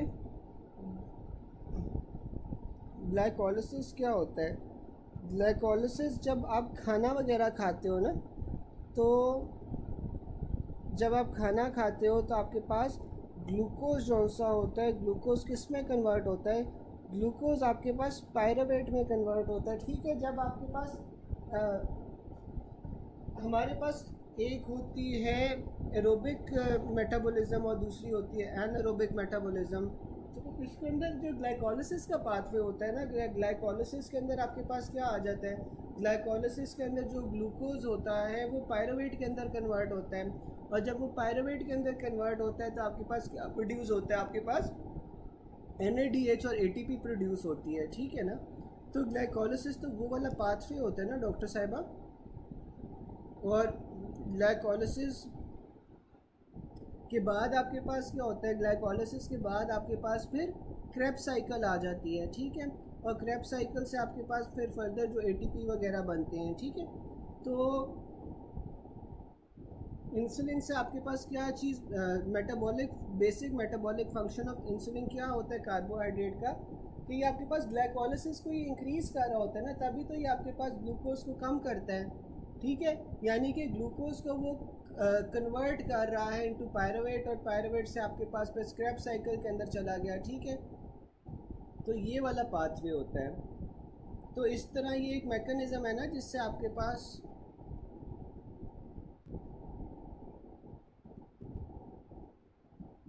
एक सेकेंड, तो ये आपके पास एक मैकेनिज़्म है ना जिससे आपके पास जो ग्लूकोज है वो कम हो रहा है। ठीक है, फिर ग्लूकोकॉर्टिकॉइड डिक्रीज पेरिफेरल वाला पॉइंट, एक सेकेंड। अच्छा, जो आपके पास ग्लूकोकॉर्टिकॉइड्स होते हैं ना, ग्लूकोकॉर्टिकॉइड डॉक्टर अमीर मैं यही बता रहा था कि जो ग्लूकोकॉर्टिकॉइड्स होते हैं, स्टीरॉइड्स होते हैं, उनके वो क्या करते हैं, वो आपके पास जो ग्लूकोज सेल के अंदर जाता है ना, सेल के अंदर किस तरह जाता है, GLUT4 से जाता है। ठीक है, GLUT4 जो सा होता है कैरियर प्रोटीन होता है जो ग्लूकोज को सेल के अंदर या मसल के अंदर भेजता है। ठीक है, तो ये क्या करेंगे, GLUT4 को इनहिबिट कर देंगे, साथ में इंसुलिन रेजिस्टेंस करवा देंगे। ठीक है, तो ये होता है ना कि जब इंसुलिन आपके पास लगता है तो आपके पास इंसुलिन क्या करता है कि GLUT4 की परमेबिलिटी को बढ़ा देता है। जब GLUT4 की परमेबिलिटी बढ़ जाती है तो फिर आपके पास क्या होता है कि जो ग्लूकोज होता है वो सेल के अंदर चला जाता है, तो ये इंसुलिन से रेजिस्टेंस करवा देगा। इंसुलिन से रेजिस्टेंस करवा देगा तो आपके पास जो GLUT4 है उसकी परमेबिलिटी कम हो जाएगी। जब उसकी परमेबिलिटी कम हो जाएगी तो वो सेल के अंदर ग्लूकोज नहीं जा पाएगा, जिस वजह से ब्लड के अंदर ग्लूकोज की क्वांटिटी ज़्यादा हो जाएगी। ठीक है, डॉक्टर अमीर समझ आ गई?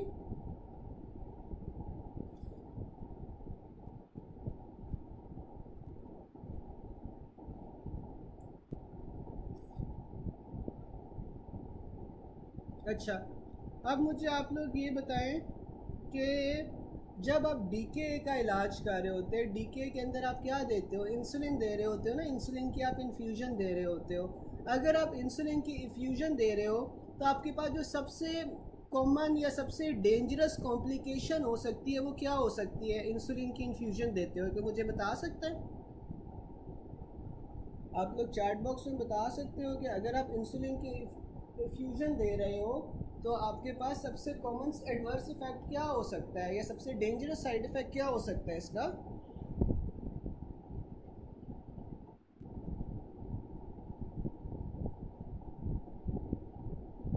बिल्कुल हाइपोकलीमिया होता है, इसलिए आप साथ में फिर KCl भी साथ देते हो। ठीक है, एक तो आपने पोटेशियम लेवल्स को बहुत क्लोजली मॉनिटर करना है और साथ में आप फिर पोटेशियम क्लोराइड भी देते हो। ठीक है,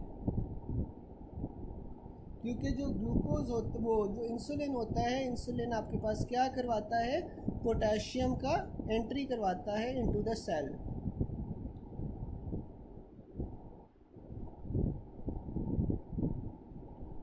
फिर हमारे पास आ जाता है insulin independent Uptake of glucose occurs in exercising skeletal muscles. ठीक है, तो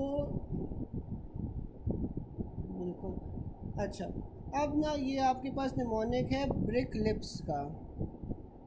अब ये जो ब्रिक लिप्स का निमोनिक है ना, ये किस लिए है कि वो वाली जगह जहाँ पे आपके पास इंसुलिन इंडिपेंडेंट ग्लूकोज अपटेक होता है।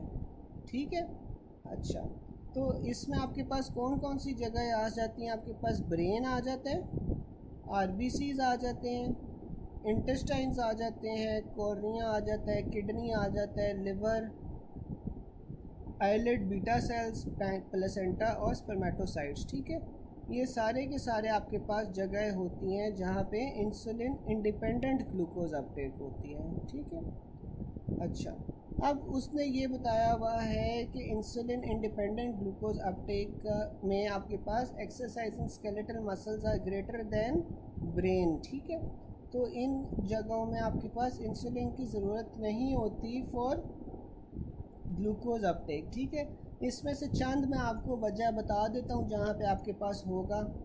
तो आप ये देख सकते हो कि ब्रेन को तो आपके पास ग्लूकोज चाहिए।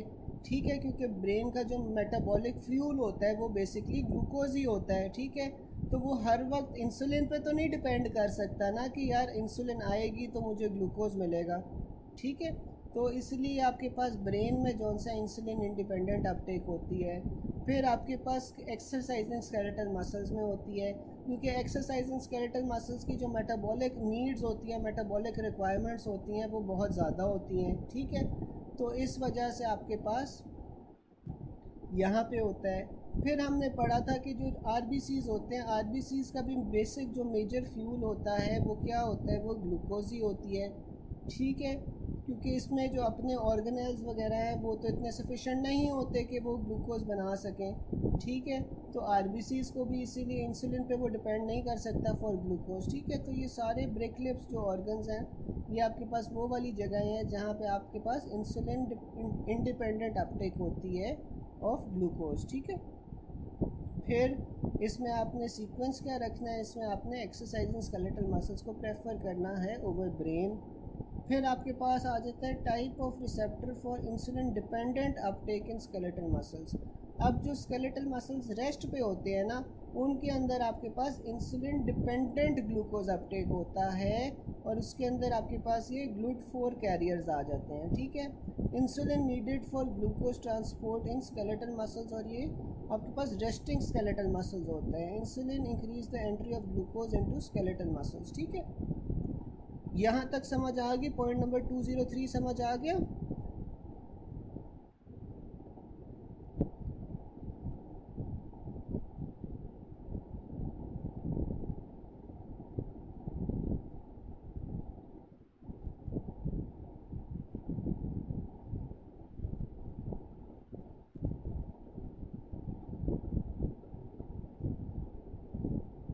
यहाँ तक कोई क्वेश्चन तो नहीं है?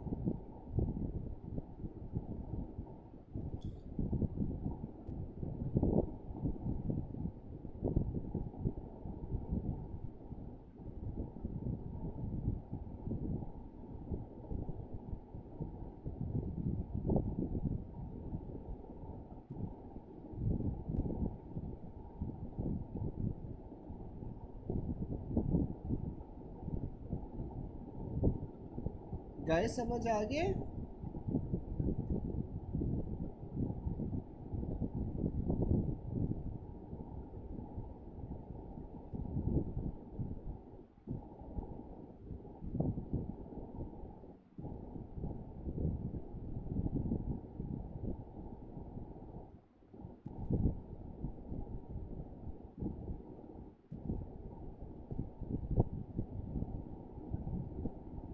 चले, फिर ना मुझे यार ये बताओ कि जो 204 है, 204 के अंदर ये आपने सारे मैकेनिज़म्स पढ़े हुए हैं, CAMP IP3 और ये सारे मैकेनिज़म्स आप लोगों ने पढ़े हुए हैं?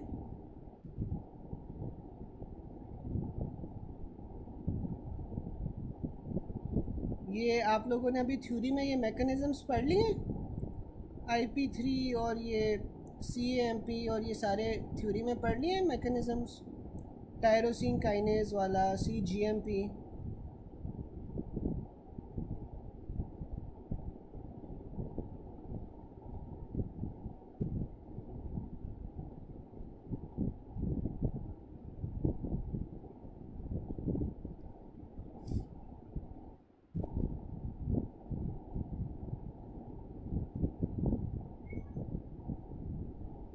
नहीं, अभी नहीं पढ़े।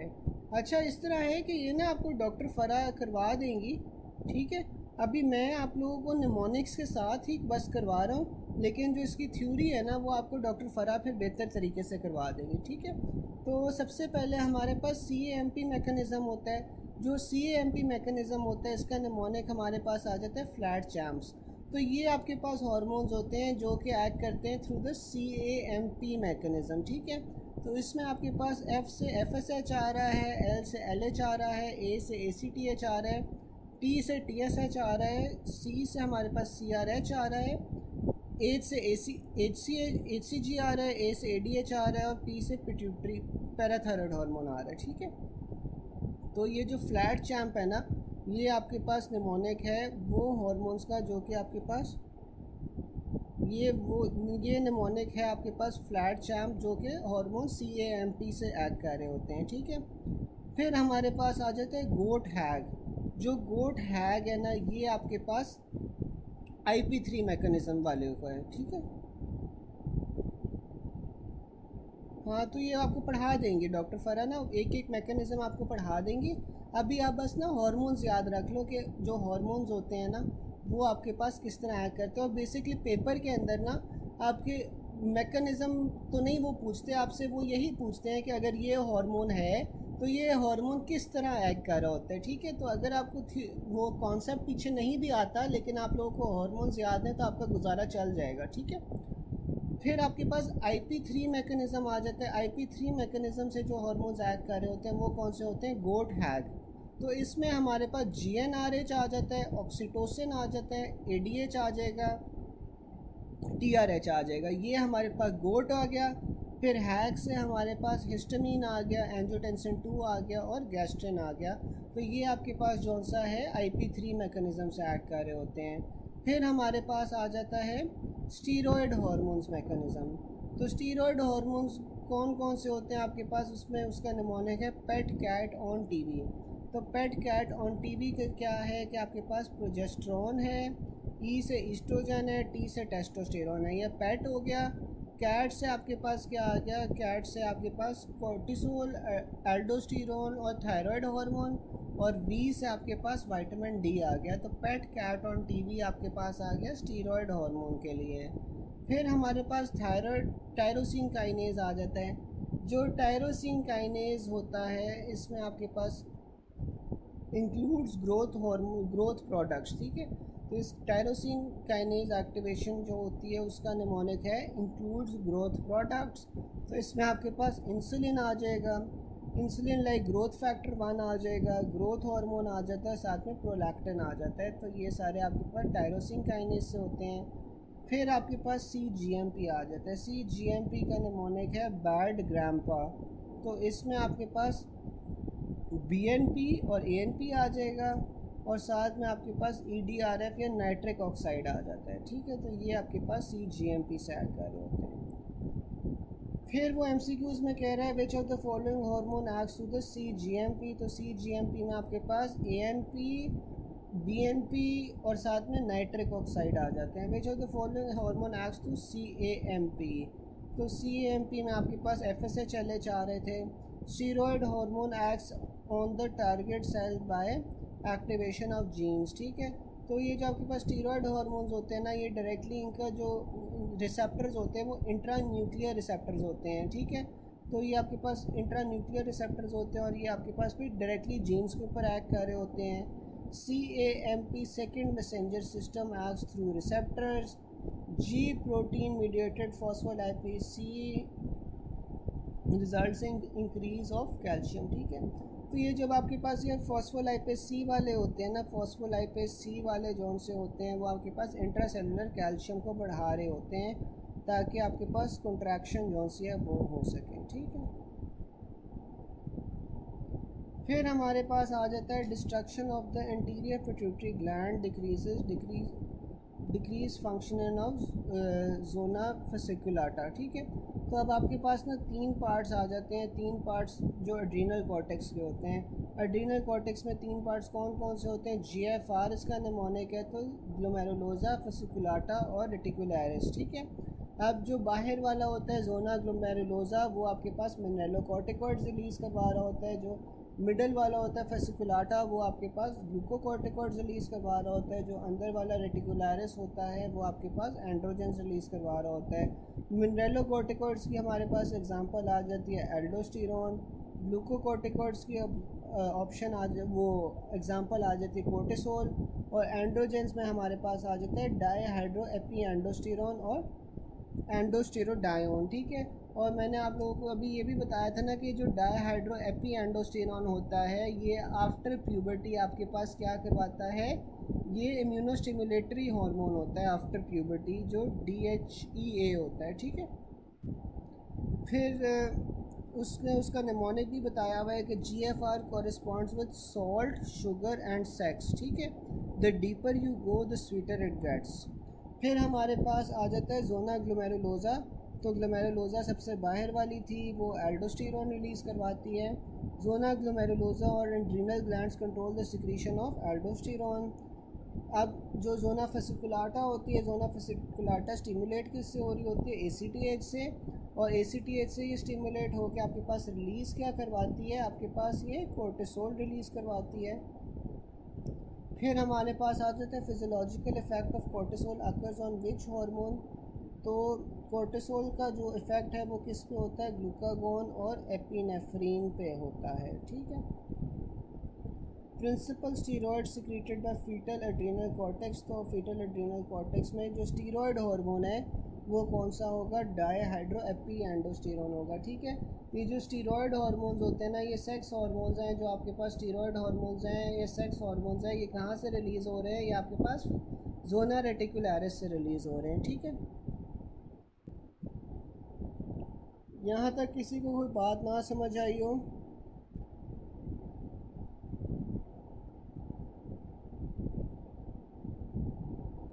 यहाँ तक किसी को कोई बात ना समझ आई हो?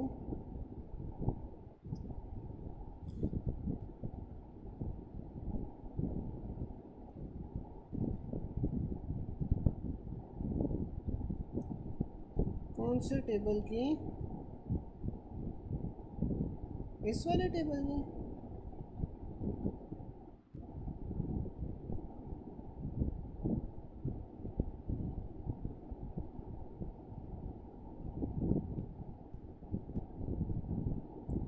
ये ले डॉक्टर मारियो,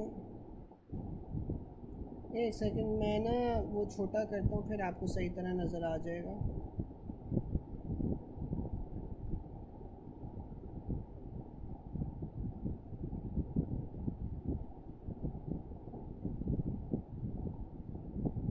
हार्मोन मैकेनिज्म वाले की, एक सेकंड।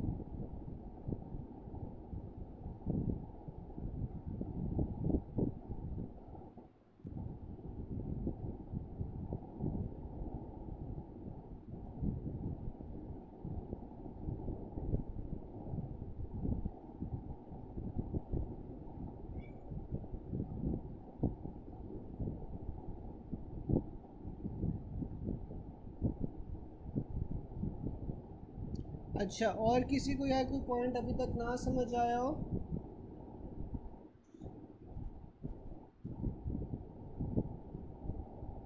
चलें फिर ना, मैं आगे चल रहा हूँ। हमारे पास पॉइंट नंबर 206 है। पॉइंट नंबर 206 में क्या है कि जो ल्यूटेनाइजिंग हार्मोन मेल्स में होता है वो लिडिक सेल्स पैक करता है, ठीक है। तो ल्यूटेनाइजिंग हार्मोन कौन सा होता है? वो लिडिक सेल्स पैक करता है। और लिडिक सेल्स पैक करके क्या प्रोड्यूस करेगा? हमारे पास टेस्टोस्टेरॉन प्रोड्यूस करेगा। जो FSH होता है, FSH आपके पास सर्टोली की सेल्स के ऊपर एक्ट करता है और ये आपके पास स्पर्मेटोजेनेसिस को मेंटेन करता है। The Sertoli cells also secrete inhibin which is involve in negative feedback of FSH mechanism secretion, ठीक है। तो अब आपके पास जो ल्यूटेनाइजिंग हार्मोन है वो या LH है, वो आपके पास किस पे एक्ट कर रहा है? वो हमारे पास लिडिक सेल्स पे, और लिडिक सेल्स से टेस्टोस्टेरॉन प्रोड्यूस हो रहा है। जो FSH है, FSH आपके पास सर्टोली सेल्स पे एक्ट करता है। सर्टोली सेल्स पे एक्ट करके एक तो स्पर्मेटोजेनेसिस मेंटेन करता है और साथ में ये आपके पास जौन सा होता है इनहिबिन रिलीज़ कर रहा होता है। और जो इनहिबिन होता है ना, वो आपके पास फिर FSH की नेगेटिव फीडबैक से उसकी सिक्रीशन को स्टॉप भी करता है। टेस्टोस्टेरॉन फिर वो बता रहा है कि वो लिडिक सेल से रिलीज़ होता है। फिर आपके पास लिडिक सेल ट्यूमर है, तो लिडिक सेल ट्यूमर में ना आपको रेंकी क्रिस्टल नज़र आती हैं। ये आप इस तरह याद रख सकते हो कि ये देखो, लिडिक का आखिरी जो 3 लफ्ज़ हैं वो क्या है? डिग करना। तो ऐसे आप इमेजिन कर सकते हो कि एक बंदा है, वो डिग कर रहा है ज़मीन को, ज़मीन डिग करके वो उसे क्रिस्टल्स मिल रहे हैं, ठीक है। तो लिडिक सेल ट्यूमर के अंदर आपके पास क्या होगा? रैंकीज क्रिस्टल्स पाए जाएंगे, ठीक है। तो एक बंदा ज़मीन को डिग कर रहा है, उसे क्रिस्टल्स मिल रहे हैं, तो लिडिक सेल ट्यूमर के अंदर हमारे पास रैंकीज क्रिस्टल्स होंगे। फिर आ रहा है Sertoli cells act through blood testis barrier. तो आपके पास जो सर्टोली सेल्स होते हैं उनका बेसिकली फंक्शन क्या होता है कि वो स्पर्मेटोजेनेसिस करवा रहे होते हैं, और ये एक्ट कैसे करते हैं? ब्लड टेस्टिस बैरियर के through. FSH is inhibited in males by inhibin, ठीक है। तो इनहिबिन प्रोड्यूस भी FSH से हो रहा होता है और इनहिबिन जो सा होता है वो इनहिबिट भी कर रहा होता है FSH को। फिर फंक्शन ऑफ सर्टोली सेल्स क्या होता है कि वो स्पर्मेटोजेनेसिस या स्पर्मियोजेनेसिस के अंदर एड करता है। अ tall man with normal seminal fluid secretion, लेकिन एजोस्पर्मिया है तो आपके पास डिफेक्ट कहाँ पे होगा? सर्टोली सेल्स में, क्योंकि स्पर्मेटोजेनेसिस या स्पर्मियोजेनेसिस आपके पास सर्टोली सेल्स करवाते हैं। A tall man with normal external genitalia married but had no kids, he had normal ejaculation period, लेकिन सीमन एनालिसिस में आपको एजोस्पर्मिया मिला है, तो कॉज क्या होगी? सर्टोली सेल्स होगी। फिर आपके पास आ जाती है 6 year old girl breast development showed and vaginal spotting. ठीक है, 6 ईयर ओल्ड गर्ल है, उसकी ब्रेस्ट डेवलपमेंट हो गई है और साथ में वजाइनल स्पॉटिंग मिल रही है। On examination no hair development, ovarian mass है, तो ये आपके पास सर्टोली लिडिक सेल ट्यूमर है। ठीक है, तो मुझे बता सकता है कोई कि सर्टोली लिडिक सेल ट्यूमर में क्या ऐसा होगा जिस वजह से आपको ये सिम्टम्स आ रहे हैं?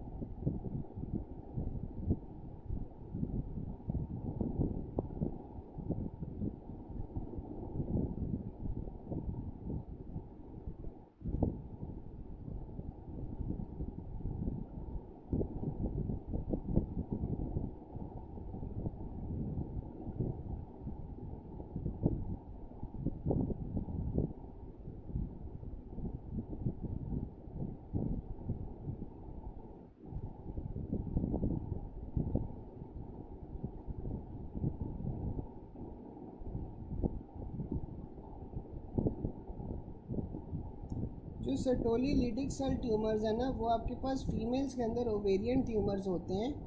ठीक है, जिसमें आपको सर्टोली सेल्स और लिडिक सेल्स मिलेंगे। तो ये आपके पास ना एंड्रोजेंस बनाते हैं और एंड्रोजेंस की वजह से आपके पास विरुलाइजेशन होगी। ठीक है, वजाइनल स्पॉटिंग मिलेगी और इस तरह की चीज़ें होंगी। ठीक है,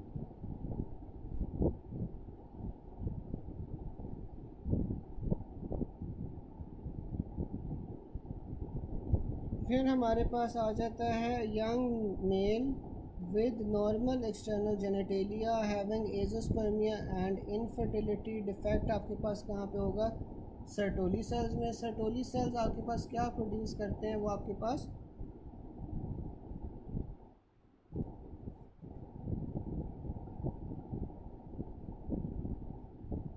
FSH इनहिबिट भी कर रहा, प्रोड्यूस भी कर रहा। मेरे ख्याल से डॉक्टर सबा आप इनहिबिन का पूछ रही हो। जो FSH होता है ना, वो इनहिबिन को प्रोड्यूस कर रहा होता है, लेकिन जब FSH के आपके पास ज़्यादा लेवल्स हो जाएंगे तो FSH जब ज़्यादा हो जाएगा तो फिर इनहिबिन भी ज़्यादा हो जाएगा, और जब ज़्यादा इनहिबिन हो जाएगा तो वो नेगेटिव फीडबैक के थ्रू आपके पास FSH की प्रोडक्शन को कम कर देगा। ठीक है, तो FSH बिल्कुल इनहिबिन प्रोड्यूस भी कर रहा होता है, और जो इनहिबिन होता है वो आपके पास FSH को कम कर रहा होता है। ठीक है,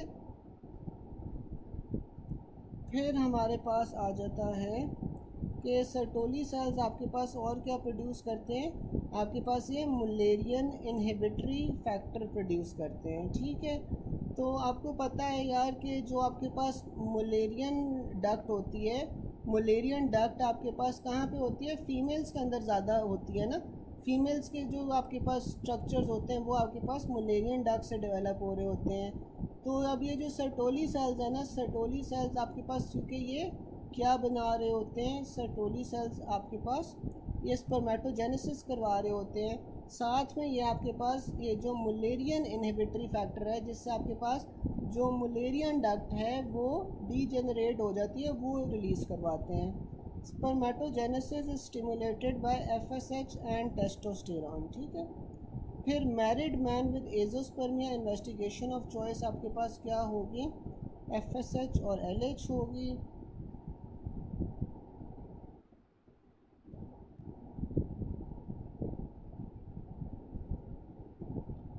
फिर हमारे पास आ जाता है कि function of LH before ovulation.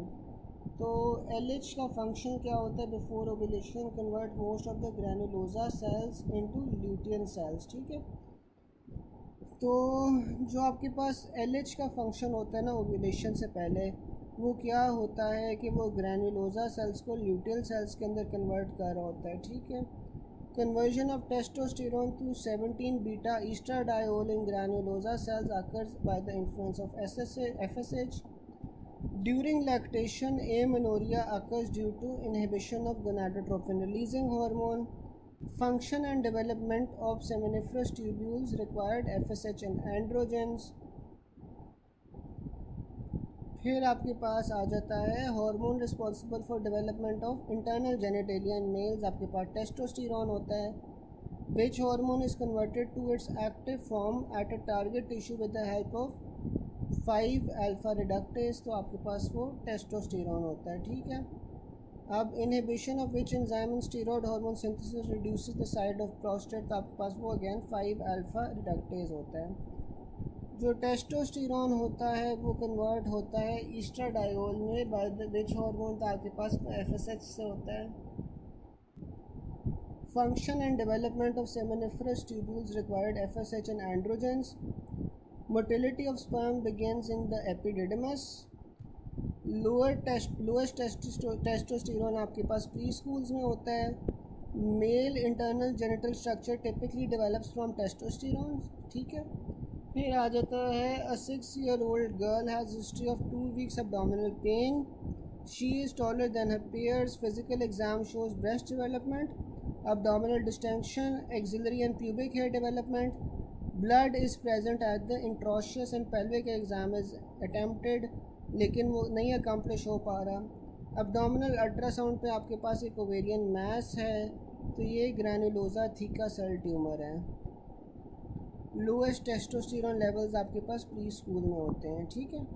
अच्छा मुझे यार ये बताओ कि आपको ग्रैनुलोसा सेल्स, थीका सेल्स और साथ में ये जो टेस्टोस्टेरोन है ये ईस्ट्राडायोल में कैसे कन्वर्ट होता है, ये सारी चीज़ें पता हैं या मैं बताऊं? ये ग्रैनुलोसा सेल्स का क्या फ़ंक्शन होता है, थीका सेल्स का क्या फ़ंक्शन होता है, और साथ में फिर आपके पास टेस्टोस्टेरोन कहाँ पे होता है, टेस्टोस्टेरोन ईस्ट्राडायोल में या ईस्ट्रोजन में कैसे कन्वर्ट हो रहा होता है, ये चीज़ें पता है या मैं बता दूँ?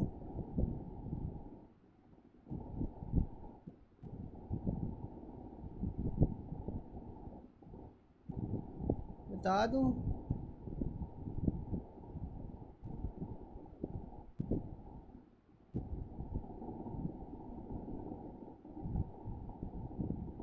अच्छा चलो फिर इस तरह है कि मैं ना आपको मीट सेशन एक रख लेता हूँ अभी, ठीक है। तो मीट सेशन के अंदर ना ये है कि मैं आपको डायग्रामेटिकली थोड़ा सा बता देता हूँ, तो उसमें यह है कि आपको ना बेहतर तरीके से समझ आ जाएगी, ठीक है। अभी इसके अलावा इसमें कोई पॉइंट ऐसा तो नहीं है जो आपने समझना हो।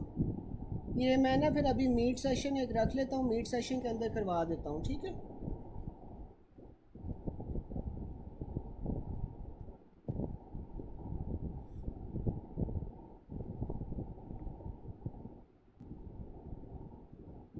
चले मैं बता देता हूँ, मैं ना अभी 5 मिनट तक मीट का सेशन शेयर करता हूँ, उसके अंदर मैं आपको ये सारा बता देता हूँ, ठीक है।